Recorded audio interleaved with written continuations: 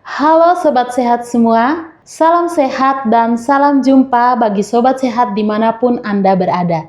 Senang sekali hari ini saya Livin Suruk hadir menyapa Sobat Sehat di rumah dalam podcast Bapoles, Omong Pola Hidup Sehat Dinas Kesehatan Provinsi NTT.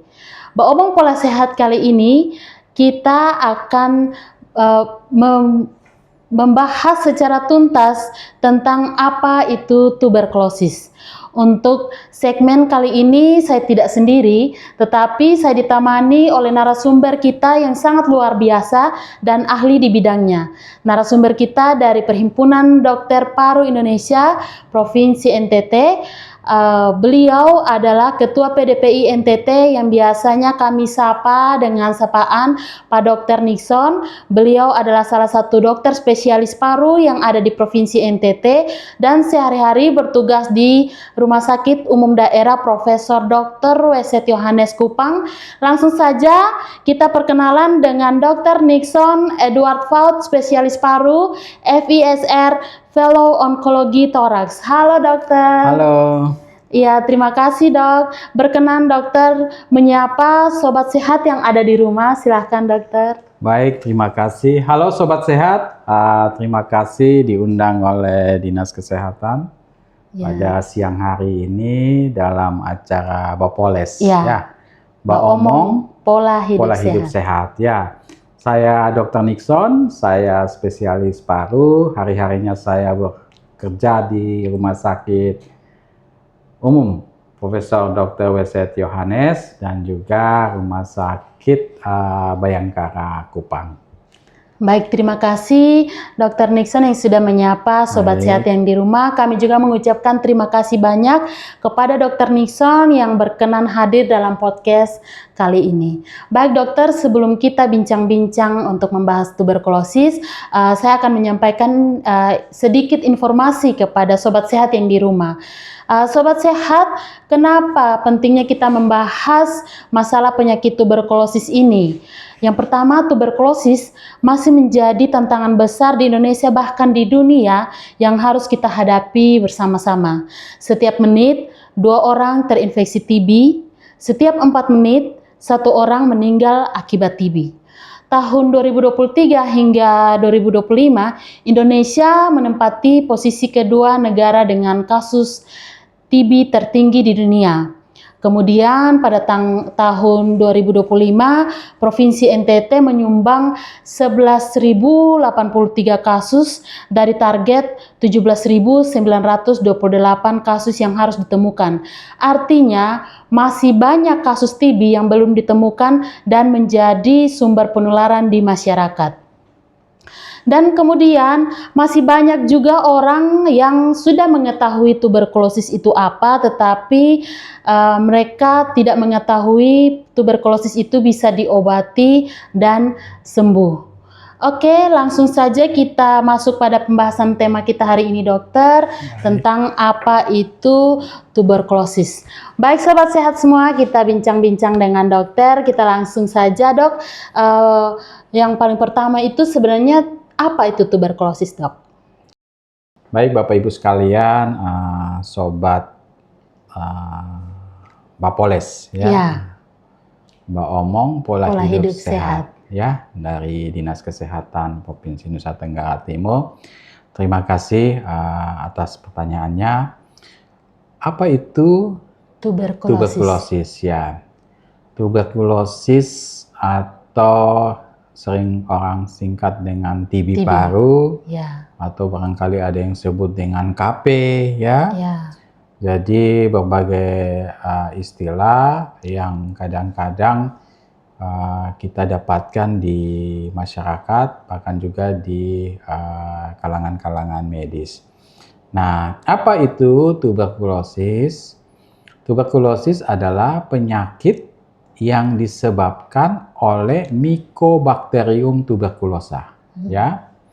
Jadi Mycobacterium tuberculosa ini bisa menyebabkan penyakit baik di paru atau kita sebut dengan TB paru, ataupun juga bisa di organ lain selain paru, atau kita biasa sampaikan OTB yang di luar paru atau sesuai dengan lokasi di mana TB itu atau menjadi penyakit.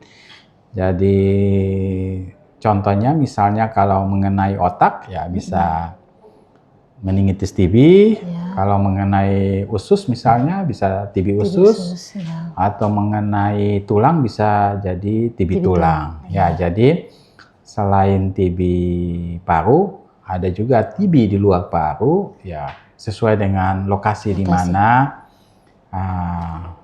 penyakitnya itu bersarang, ya. Jadi itu barangkali gambaran singkat tentang apa itu tuberkulosis. Nah, Mycobacterium tuberculosis sendiri itu adalah satu golongan bakteri yang tidak berkapsul, tidak berspora, dengan lapisan dinding yang cukup kompleks ya, sehingga membuat kuman ini tidak bisa langsung dibunuh dalam waktu seketika, membutuhkan waktu yang cukup lama ya. Untuk bisa membunuh kuman tersebut. Dan juga dia punya satu karakteristik di mana kalau dilakukan pengecatan itu tidak bisa hilang dengan asam alkohol, sehingga istilah lain yang biasa digunakan untuk kuman Mycobacterium tuberculosis ini adalah basil tahan asam, atau biasa di kalangan medis kita sebut, atau di kalangan laboratorium disebut dengan BTA. Ya, jadi BTA itu singkatan dari basil tahan asam. Kemudian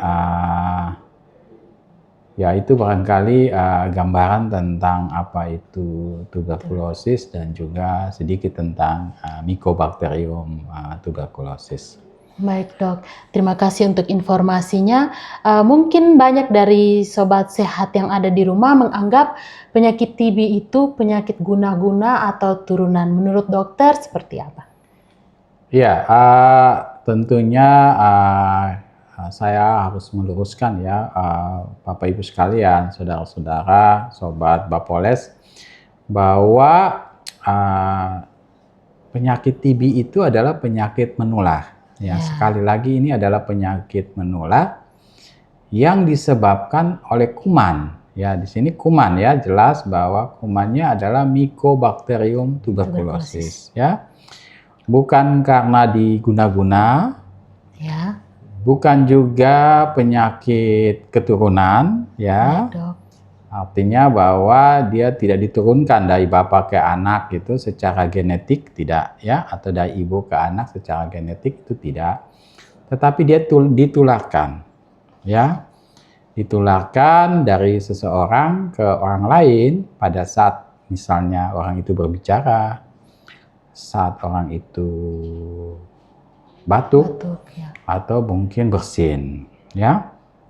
Sehingga orang yang ada di sekitarnya bisa tertular oleh kuman Mycobacterium. Dan penularannya itu airborne ya, airborne lewat udara.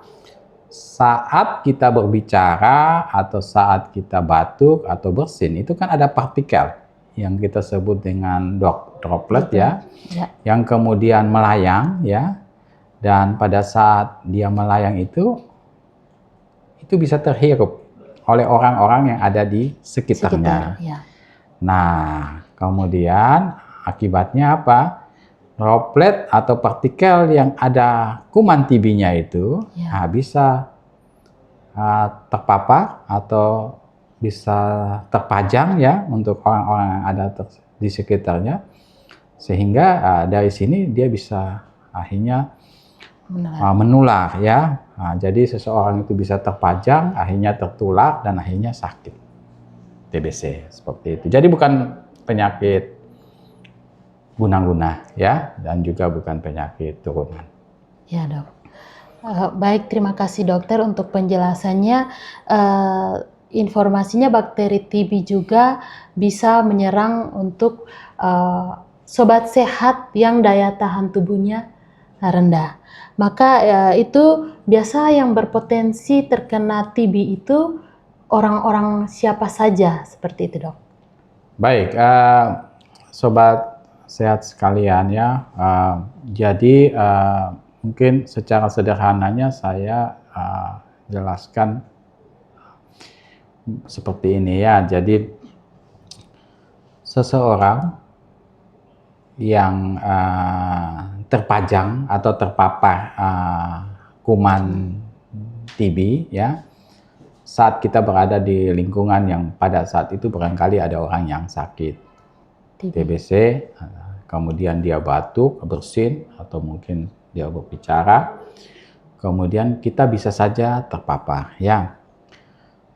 Dari 100% itu 30%-nya itu bisa tertular. Iya, Dok. Ya, tertular, dan kemudian 30% yang tertular itu 5%-nya itu bisa menjadi TB aktif. Ya, artinya ketika dia tertular, dia langsung sakit nih. Langsung sakit TBC, tetapi 95%-nya itu karena sistem kekebalan tubuhnya itu baik, ya, bagus, bisa jadi dia tidak langsung sakit, tetapi dia sistem kekebalan tubuhnya itu bisa melawan kuman TB sehingga menjadi TB laten. Ya. Jadi kuman TB-nya ada di dalam tubuhnya, tetapi sistem kekebalan tubuhnya itu membuat dia menjadi lebih kuat, sehingga dia tidak menjadi sakit. Tetapi ada kuman TB yang ada di dalam tubuhnya. Nah, sistem kekebalan tubuh ini hanya menahan sehingga kuman TB ini tidak menjadi berkembang. Nah, selanjutnya oleh suatu keadaan, misalnya karena penyakit-penyakit tertentu, misalnya karena diabetes atau usia tua, kemudian penyakit-penyakit HIV misalnya, ya, itu bisa penyakit yang tadinya TB-nya menjadi TB laten itu atau yang ada di dalam tubuh kita, tapi dia tidak sakit, itu bisa menjadi sakit kembali atau dia bisa menjadi reaktivasi kembali. Nah, yang 5% yang langsung sakit itu siapa ya? Kelompok-kelompok yang rentan. Kelompok rentan itu adalah mereka yang punya penyakit-penyakit komorbid ya, atau penyakit-penyakit penyerta. Misalnya ada diabetes, mereka punya sakit ginjal, mereka dengan kanker misalnya, ataupun mereka yang punya penyakit seperti HIV ya, atau ODA ya, orang dengan HIV, AIDS seperti itu ya. Nah, orang yang seperti atau kelompok yang rentan seperti ini ya lebih mudah tertular dan akhirnya menjadi sakit TB. Jadi ini kelompok yang rentan ya. Jadi tentunya dengan sistem kekebalan tubuh yang sudah menurun, nah itu lebih gampang lah sederhananya untuk dia sakit TB. Oke, itu mungkin. Ya, baik Dok. Mungkin yang kelompok-kelompok tadi itu sobat sehat di rumah banyak mungkin dari mereka yang perokok, minum alkohol. Apakah itu juga rentan untuk ketika berdampingan atau pola hidupnya tidak sehat menjadi orang yang terkena TBC juga, Dok? Ya, sebenarnya dia tidak secara langsung ya. Ya, tentunya mereka yang punya habit atau kebiasaan merokok itu akan mempengaruhi sistem imunitas di saluran nafasnya.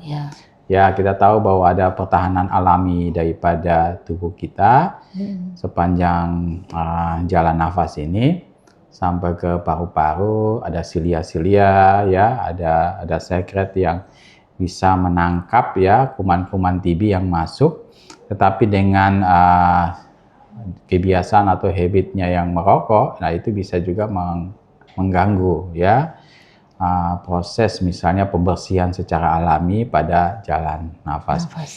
Bapak Ibu sekalian ya, sobat sehat ya.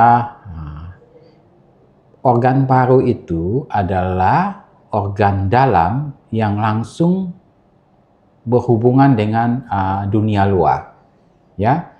Walaupun dia dilindungi oleh tulang rusuk ya, jadi Tuhan menciptakan ya organ paru ini. Selain jantung, paru, otak itu kan dia dilindungi ya oleh tulang rusuk, ya tulang-tulang di dinding toraks. Sehingga aman dia sebenarnya dari benturan dan lain-lain, tetapi secara fungsional dia langsung kontak dengan dunia luar, ya. Sehingga ketika kita menghirup udara, baik itu udara yang bersih atau udara yang berpolusi, atau sengaja ya dengan merokok misalnya, itu kan akan membawa udara-udara itu langsung ke paru, ya. Sehingga ini menjadi tempat yang rentan ya sebenarnya paru itu untuk bisa terkena bisa terkena penyakit seperti itu ya, karena dia rentan ya, karena kontak langsung dengan dunia luar ya. Asap kendaraan bermotor ya, debu ya. Nah, dari sistem pernapasan itu sebenarnya dari hidung ya sampai ke jalan nafas ya, itu sudah diciptakan Tuhan sedemikian rupa sehingga sudah ada filternya ya. Misalnya dari hidung, bulu hidung dan seterusnya itu sampai ke ke trakea, sampai ke dalam cabang paru atau bronkus, sampai di unit fungsionalnya sampai alveoli, itu sudah ada sistemnya untuk menjaga supaya tidak langsung sakit seperti itu. Ya, baik dok. Baik, terima kasih dokter, penjelasannya tadi sudah sangat jelas sampai dengan kelompok beresiko. Kemudian kita pasti untuk penyakit TB itu ada gejala TB-nya dok. Bisa dijelaskan gejala-gejala TB, kemudian cara penanganannya seperti apa dok? Baik, terima kasih. Yang saya fokuskan gejala di sini adalah TB paru ya, atau menyerang paru. Jadi gejala yang khas itu adalah batuk. Biasanya batuknya berdahak lebih dari 2 minggu rata-rata, kemudian dapat disertai dengan darah atau bercak darah. Ditambah lagi biasanya nafsu makannya itu menurun. Akibatnya berat badannya menurun. Kemudian keringat malam ya, badan merasa tidak enak ya, pegal-pegal, meriang ya. Kemudian ya panas ya. Panas sumar-sumar itu artinya dia kayak hangat-hangat begitu ya. Kalau kupangnya di pembadan kayak hangat begitu, suam-suam begitu ya. Dan itu biasanya sore-sore hari seperti itu ya, dia mulai rasa kayak badannya mulai pegal-pegal, meriang, tidak nyaman dengan kondisi. Nah, biasanya orang di rumah lihat kayaknya berat badan atau badannya mulai menurun ya. Mungkin dia tidak rajin kontrol untuk timbang berat badannya, tetapi kita biasanya lihat dari celananya. Ya kalau makin longgar celananya, kemudian disertai dengan ada gejala kayak batuk-batuk seperti itu, dan sudah lama batuknya, mungkin kita harus mencurigai ya ke arah sana. Jadi gejala klinisnya biasanya batuk berdahak lebih dari 2 minggu, disertai dengan darah atau bercak darah, nafsu makan menurun, berat badan menurun, keringat malam, panas badan atau meriang ya, sumar-sumar seperti itu. Itu yang di paru ya. Kalau di tempat lain seperti di kelenjar misalnya ya, ada benjolan, ada massa misalnya di lehernya, nah itu ada tumbuh benjolan, kemudian dia mengikuti kelenjar ya, kelenjar getah bening, beberapa bagian di seputaran leher biasanya. Nah itu kita juga harus curiga ke arah sana ya. Jadi kalau untuk yang di luar paru ya, dia sesuai dengan lokasi di mana dia menyerang ya. Oke. Baik dok, yang benjolan tadi itu lebih sering terjadi pada anak atau dewasa ya dok? Hampir semua ya, hampir Hampir semua semua. orang punya Usia peluang untuk rentan. bisa kena, anak-anak, remaja, dewasa juga ada ya, semua kelompok umur itu bisa Ya, ya. baik dok. Baik, terima kasih dokter atas penjelasannya yang sangat menarik. Jika demikian, apakah orang yang kontak dengan pasien TB bisa langsung tertular TB? Ya, itu yang tadi saya jelaskan ya, bahwa yang saya jelaskan tadi bahwa seseorang itu ketika dia terpapar atau terpajang oleh kuman TB, itu karena sistem imunitasnya dia baik, ya barangkali dia tidak langsung sakit. Mungkin hanya 30% saja yang akhirnya tertular, ya. Yang kontak serumah dan kontak erat itu yang tertular. Yang kemudian yang tertular ini 5% saja yang barangkali langsung bisa jadi sakit TB atau langsung menjadi TB aktif. Yang 95% ini bisa jadi dia TB laten. Ya, TB masuk tapi sistem kekebalan tubuh kita menahan sehingga kumannya ada tapi dia tidak menjadi sakit ya. Seperti itu kira-kira. Baik. Jadi tidak langsung sakit ya. Sakit ya. Nah, ini juga berkaitan dengan seberapa banyak paparan itu kemudian lama dia terpapar, itu yang menyebabkan atau menjelaskan kenapa orang-orang yang ada di rumah itu lebih banyak yang tertular, karena dia lebih banyak terpapar, lebih lama dia terpapar, sehingga peluang untuk dia menjadi tertular itu menjadi lebih besar dibanding barangkali seseorang yang barangkali secara tidak sengaja ketemu di atas bis misalnya, di atas di bemo atau barangkali di kios atau di warung atau di tempat-tempat pesta, barangkali seperti itu. Ya itu barangkali lebih kecil sih peluangnya untuk dia menjadi sakit TB. Tapi karena sering ketemu, paparannya juga banyak dan juga lama. Nah itu yang membuat peluang dia untuk sakit TB menjadi lebih besar. Baik dok, untuk penjelasannya. Kemudian apakah ada upaya untuk mencegah penularan TB, terus kemudian pengobatannya seperti apa dok? Baik, saya coba menjelaskannya. Jadi ketika orang itu ya, misalnya yang tadi saya sampaikan, dia punya gejala batuk, berdahak, sesak napas, batuk berdahak dengan darah atau bercak darah, nafsu makan menurun, keringat malam. Terus dia datang untuk memeriksakan dirinya ke puskesmas atau pusat pelayanan kesehatan. Kemudian dari puskesmas itu akan dilakukan pemeriksaan. Pemeriksaan yang dilakukan di sini adalah akan diberikan tempat atau pot sputum untuk selanjutnya akan diperiksakan dahaknya atau sputumnya pada saat itu, dan juga pagi. Jadi akan dikasih 2 pot untuk dilakukan pemeriksaan.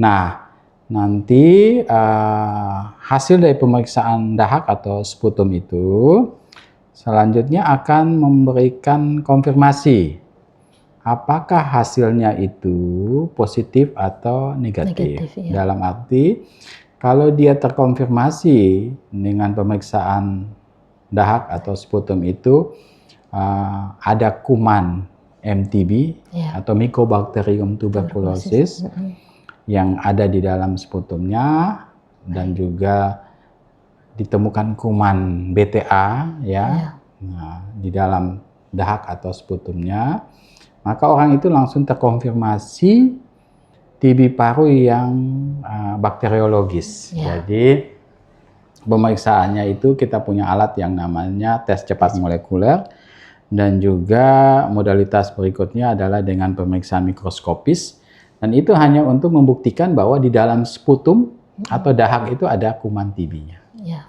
Nah, seandainya itu ada, maka orang tersebut akan kita sebut dengan TB paru terkonfirmasi secara bakteriologis. Ya. Nah, yang berikutnya dia punya gejala, tetapi dari pemeriksaan bakteriologisnya dia negatif. Ya. Nah, tetapi kita biasanya lanjutkan dengan pemeriksaan radiologis atau di ronsen. Nah, dari hasil pemeriksaan radiologis itu memang gambarannya itu khas TB, ya, gambaran radiologis yang menunjukkan bahwa secara radiologis ini adalah gambaran daripada proses spesifik. Biasanya teman-teman di radiologi akan menunjukkan bahwa ini adalah gambaran proses spesifik yang mengarah ke TB paru. Nah, seandainya itu ada, sudah terkonfirmasi seperti itu, maka orang tersebut kita mendiagnosa bahwa dia adalah penderita TB atau TB paru. Nah, selanjutnya baru kita kasih pengobatan. Ya. Nah, untuk pengobatannya sendiri itu untuk TB paru yang sensitif obat, ya, itu selama 6 bulan. Ya, 6 bulan itu 6 bulan, 2 bulan pertama itu ada 4 jenis obat. Kemudian dilanjutkan 4 bulan berikutnya itu adalah 2 jenis obat. Ya, saya kebetulan tidak membawa ya contoh obat TB ya. Atau barangkali ada yang bawa ya obat TB, Ibu Novi ada bawa obat TB? Tidak apa-apa dok, nanti kita tampilkan. Oke ya. Jadi ya ini penting ya karena bentuknya, ukurannya juga kadang-kadang masyarakat kalau lihat obatnya duluan sudah, aduh ini kayaknya obatnya besar-besar, ya dok. Merasa tidak nyaman karena ukuran obatnya yang begitu besar dan jumlahnya yang cukup banyak yang harus diminum, seperti itu. Nah, kemudian kalau sudah terkonfirmasi ya kita kasih obat selama 6 bulan. Ya, minum setiap hari 2 jam atau sebelum atau sesudah makan ya. Nah, seperti itu. Barangkali ada lagi? Ya, berarti obatnya diminum setiap hari terus tidak menghentikan obat ya dok ya? Oh iya, tentunya ini menjadi hal yang sangat penting ya. Karena prosesnya saja untuk bisa kita mengeliminasi TB itu dari dalam tubuh kita ya sampai menjadi sembuh itu kan kita butuh juga keteraturan, disiplin ya dari pasien untuk minum obat, kemudian ketersediaan obat juga ya. Sehingga pasien tidak boleh putus ya. Nah, jadi harus dipastikan bahwa keberlanjutan dia untuk mendapatkan obat setiap hari ya minum obat secara teratur sampai 6 bulan. Nah, itu harus dipastikan ya, tidak boleh sampai putus. Nah, baik obatnya sendiri maupun disiplin pasien untuk mau minum obat. Ya, seperti itu. Baik, terima kasih dok untuk penjelasannya. Kemudian tadi yang pencegahannya dok, contohnya kita sobat sehat di rumah mungkin ada pencegahan untuk vaksin untuk TB atau seperti apa dok, mungkin bisa disampaikan? Ya, kalau kita masih kecil kan sudah dikasih vaksin itu vaksin BCG. Nah, untuk yang dewasa, nah sekarang itu ada program pemerintah yaitu TPT. Terapi pencegahan ya. Nah, di sini adalah untuk kelompok-kelompok orang beresiko tadi yang saya sebut tadi bahwa mungkin 95% itu yang dia TB laten itu kemudian bisa menjadi sakit TB. Nah, itu yang harus diperhatikan ya karena mereka menjadi rentan untuk bisa reaktivasi atau menjadi TB. Jadi contoh misalnya pada penderita HIV ya, kemudian itu kita biasanya kasih terapi pencegahan ya kemudian juga untuk penderita atau orang kontak serumah. Iya, kontak serumah, yang kontak erat. kontak serumah, kemudian kontak erat, ya, kita perlu memberikan terapi pencegahan, ya. Ya. Jadi terapi pencegahan itu untuk mereka yang memang tidak bergejala TB dan tidak didiagnosa TB, ya. Tapi kalau misalnya sudah didiagnosa TB, ya bukan lagi terapi pencegahan, ya, kita berikan saja terapi OAT-nya, ya. Jadi sudah diobati karena dia sudah masuk dalam penderita, ya, penderita TB. Jadi bukan lagi pencegahan.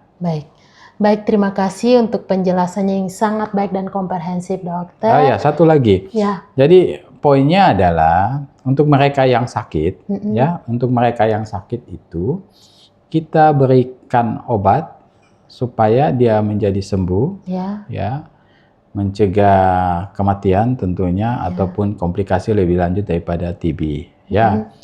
Nah, sekaligus adalah untuk mencegah penularan, ya. Sementara untuk mereka yang sehat, ya, kita jaga supaya jangan sampai sakit, supaya tetap sehat. Artinya mereka tetap sehat, tidak sakit TB seperti itu, sehingga ya kadang kita tahu moto kita apa, tos TB, ya. Temukan, obati, sampai sembuh, ya. Pentingnya diobati sampai sembuh, yaitu dia tidak menjadi agen penular, ya, betul, dok. Kepada orang-orang sekitarnya, keluarganya, ataupun menjadi dalam sebuah kelompok masyarakat. Sehingga kalau kita semua punya pemikiran yang sama seperti ini, saya pikir angka untuk bisa target eliminasi TB 2030 itu bisa tercapai, ya. Amin. Kalau kita semua punya pemikiran yang sama soal ini. Betul, dok. Baik, dok, terima kasih untuk penjelasan dan informasinya yang sangat baik. Selanjutnya, dok, kita akan membahas yang tidak kalah penting dan menjadi pusat perhatian kita bersama kaitan dengan TB resisten obat. Mungkin banyak dari kita atau sobat sehat di rumah mengenal TBC sebagai penyakit paru saja yang bisa sembuh dengan pengobatan 6 bulan. Tapi bagaimana jika bakterinya sudah kebal terhadap obat atau yang biasa kita sebut di kalangan tenaga kesehatan itu dengan TB resisten obat, dok? Mungkin apa itu TB resisten obat, dok? Bisa dijelaskan? Tujuan daripada pengobatan TB, ya, baik itu sensitif maupun resisten obat, yang pertama adalah kita membunuh kuman TB tersebut, ya, dengan cara minum obat secara teratur, ya. Yang berikutnya adalah mencegah penularan, ya. Jadi dengan kita minum obat secara teratur, membunuh kuman TB tersebut, ya, itu akan mencegah penularan. Nah, kemudian untuk yang sensitif obat maupun resisten obat adalah dengan kita minum obat secara teratur, tentunya mencegah kuman resisten selanjutnya, ya. Jadi baik sensitif maupun resisten obat, kalau kita minum obatnya tidak teratur, ya, dan tidak adekuat sesuai dosis yang disarankan atau tidak patuh, nah ini akan muncul lagi resisten-resisten yang lain, ya, dan akhirnya ini tidak akan pernah berkesudahan. Dan yang paling penting, ya, tujuan dari pengobatan, ya, pasiennya menjadi sembuh. Sehingga dia bisa kembali kepada aktivitas hidupnya sehari-hari, ya. Dia bisa beraktivitas, misalnya seorang kepala keluarga, dia bisa untuk bekerja, menghidupi keluarganya. Kalaupun dia anak sekolah, dia bisa kembali bersekolah dengan baik. Kemudian kalaupun dia seorang mahasiswa ataupun bekerja, juga bisa bekerja dengan baik tanpa atau menjadi agen penyebar lagi, ya. Kalau dia tidak minum obat secara teratur, tentunya dia menjadi agen penyebar di luar, ya. Dan prinsipnya adalah yang tadi sudah saya sampaikan, itu adalah menggunakan kombinasi obat itu, ya obat itu kan ada yang sampai 4 jenis untuk fase intensif, ya, untuk yang sensitif obat, 4 bulan untuk fase lanjutan, ya. Dan itu kombinasi ini adalah untuk membunuh kuman tersebut, ya. Kemudian minumnya juga harus teratur, ya. Orang yang minum ini harus teratur dan harus sesuai jadwal yang ditentukan. Jadi kalau dia minum jam 5 ya jam 5. Kalau dia minum sesudah makan malam misalnya jam 10 ya jam 10. Nah, itu harus dipastikan dan ini tentunya butuh pemantauan, ya, daripada keluarga atau orang-orang di sekitarnya, ya, terutama lingkungan keluarga, supaya memantau bahwa dia benar-benar minum obat secara teratur, ya. Dan yang paling penting adalah untuk Bapak Ibu sekalian, tenaga kesehatan, ya, tentunya kita memang tidak berada setiap hari di rumah pasien untuk memantau dia minum obat secara teratur, tetapi tanggung jawab kita adalah bagaimana supaya obat yang kita berikan itu benar-benar diminum dengan benar. Tentunya kita punya teknis atau cara bagaimana supaya bisa memantau, ya, kunjungan rumah misalnya untuk memastikan bahwa pasien tersebut minum obat secara teratur. Seperti itu, Bu. Baik, terima kasih Pak Dr. Nixon yang sudah menjelaskan secara sangat jelas. Baik sahabat sehat di rumah, semoga informasi ini sangat bermanfaat.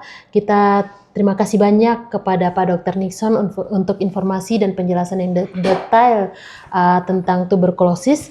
Dari perbincangan hari ini, Sobat Sehat, ada beberapa hal penting yang dapat kita simpulkan. Pertama, tuberkulosis masih menjadi masalah kesehatan yang perlu mendapat perhatian kita bersama. Kemudian, tuberkulosis memang serius, tetapi bukan berarti tidak bisa disembuhkan. Kunci utamanya yaitu diagnosis dini, kemudian minum obat teratur, dan dukungan keluarga serta tenaga kesehatan. Sebelum saya akhiri, dokter, mungkin bisa memberikan pesan kepada sobat sehat kita yang ada di rumah, kepada masyarakat yang menyaksikan acara ini untuk bersama-sama kita bergotong royong dalam penanggulangan TBC di Provinsi NTT, dok. Baik, Bapak Ibu sekalian, sobat sehat, Bapoles, ya, Omong pola hidup sehat, ya. Terima kasih atas waktu yang sudah diberikan kepada saya untuk kita berbicara tentang apa itu TB, Pak Roya. Saya mencoba untuk mereview pertemuan kita hari ini, obrolan kita hari ini tentang apa itu TB, ya. TB adalah penyakit yang disebabkan oleh kuman atau bakteri Mycobacterium tuberculosis. Bakteri ini atau kuman ini ukurannya antara 0,3 sampai 6 mikron dengan panjang sekitar 1 sampai 4 mikron, bentuknya batang, kemudian kadang agak bengkok, ya. Dengan dinding dan lapisan yang dengan pewarnaan asam alkohol itu dia tidak bisa hilang pewarnaannya, sehingga kadang disebut dengan basil tahan asam, ya. Nah, kuman ini atau Mycobacterium ini dapat menjangkiti siapapun, ya, bukan penyakit turunan dan juga bukan penyakit guna-guna, ya. Karena dia dapat menjangkiti siapapun, maka kita semua, ya, punya kepentingan, ya, untuk bisa mencegah ataupun bisa membuat supaya kuman ini tidak menjadi atau kita menjadi tertular oleh kuman tersebut. Nah, gejala daripada TB itu adalah batuk, berdahak, kemudian kadang disertai dengan bercak darah atau darah, nafsu makannya menurun, berat badannya menurun, keringat malam, panas badan, meriang ataupun sumar-sumar. Nah, biasanya penderita akan datang ke pusat pelayanan kesehatan oleh karena keluhan tersebut, nanti ketika sampai di puskesmas atau di pusat pelayanan kesehatan akan diberikan 2 pot ya untuk Bapak Ibu periksakan dahaknya, diminta ditampung dahaknya atau sputumnya, yaitu sewaktu saat itu diambil dan juga pagi hari. Selanjutnya akan diperiksakan apakah benar di dalam dahak atau sputum itu ada kuman TB-nya atau tidak, atau ada Mycobacteriumnya atau tidak. Seandainya didapatkan ada kuman Mycobacterium atau hasilnya positif lewat pemeriksaan sputum atau dahak tersebut, maka akan diberikan obat. Nah, tentunya dokter akan mendiagnosa kita sakit TBC atau TB paru yang terkonfirmasi oleh bakteriologis. Tapi bisa jadi kita punya gejala yang sama dengan orang TBC, tetapi hasil dahaknya negatif. Nah, biasanya dirujuk untuk dilakukan pemeriksaan radiologis atau ronsen. Ternyata gambaran ronsen kita itu menunjukkan proses yang spesifik. Itu sesuai untuk gambaran tuberkulosis. Nah, dokter akan memberikan diagnosa sakitnya itu adalah TB klinis. Tetap akan diberikan obat TB. Nah, obat TB untuk yang sensitif obat itu diobati selama 6 bulan. Jadi 6 bulan pengobatan itu dibagi menjadi 2 tahap. Yang pertama adalah fase intensif dan yang berikutnya adalah fase lanjutan. Fase intensif itu 2 bulan dan fase lanjutannya itu adalah 4 bulan. Fase intensif ada 4 jenis obat, kemudian fase lanjutannya itu adalah 2 jenis obat. Nah, ketika datang pertama kali kita akan diperiksakan dahaknya. Dahaknya kita akan diperiksakan atau sputumnya akan diperiksakan. Selanjutnya nanti di akhir bulan kedua akan dikasih tempat atau kasih pot lagi untuk diperiksakan dahaknya lagi. Kemudian kemudian nanti di akhir bulan kelima dan akhir pengobatan. Jadi totalnya sekitar 4 kali kita akan diperiksakan dahaknya. Nah, Bapak Ibu sekalian, menjadi penting untuk kita minum obat secara teratur bagi yang sakit, kemudian batuk dengan tidak membuang dahak sembarangan atau etika batuk, dan yang berikut adalah kalau ada komplikasi, ada keluhan akibat minum obat, jangan menghentikannya secara sepihak ya, kembali ke puskesmas atau ke rumah sakit, berkonsultasi, sehingga dokter akan memberikan terapi sesuai dengan keluhannya. Jadi jangan dihentikan secara sepihak. Nah, ini yang akan membuka peluang kita atau kumannya itu menjadi kebal. Nah, muncul lagi masalah baru, yaitu TB dengan resisten obat yang gejalanya mirip-mirip dengan TB yang sensitif obat. Tetapi pengobatannya menjadi lebih lama. Ya, yang singkat bisa 6 bulan, bisa jadi 9 bulan, atau bisa 18 sampai 20 bulan. Nah, kalaupun kita akhirnya tertular oleh kuman yang resisten obat, ya kita bisa langsung menjadi sakit TBC yang resisten obat ya. Jadi berbagai upaya untuk mencegah supaya kita tidak menjadi sakit ya tadi mungkin sudah saya sampaikan ya.